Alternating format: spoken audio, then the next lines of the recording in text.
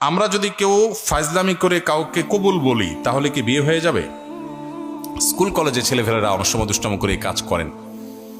দেখুন, সালাতুন জিদ্দুহুন্না জিদ্দুন ওয়া হাজলুহুন্না জিদ্দুন। নবী সাল্লাল্লাহু আলাইহি ওয়াসাল্লাম বলেছেন তিনটা কাজ হাসতে হাসতে করলে যা হবে সিরিয়াসলি করলেও তা হবে। এর ভিতরে একটা হলো বিয়ে। যদি দুইজন সাক্ষীর উপস্থিতিতে, অ্যাডাল্ট দুজন সাক্ষীর উপস্থিতিতে এই কাম করে থাকেন, উভয়ে হাসাহাসি করেছেন, আর নিজেরা শিশু না হন, আপনারাও অ্যাডাল্ট হন, তাহলে হানাফি মাযহাবের মাসআলা অনুযায়ী বিয়ে হয়ে যাবে। বলবেন হুজুর মোহরটা ঠিক করি নাই। মোহর অটোমেটিক সেট হয়ে যাবে, কিন্তু বিয়ে হয়ে যাবে। খুব জটিল। এখন অনেক সময় আমরা ফাজলামি করি। এখন কেউ নাটক সিনেমাতে অভিনয় করার জন্য করছে, সেটাও যদি দুজন সাক্ষীর সামনে করে, ওই ব্যাকল জানে না, যদি আবিয়াত্তে হয়ে থাকে বিয়ে হয়ে যাবে, আর যদি বিবাহিত হয় তাহলে তার কোনো উপায় নেই। তো শরীয়তের এই মাসালাগুলো নিয়ে তামাশা করা যাবে না, এগুলো সিরিয়াস ইস্যু।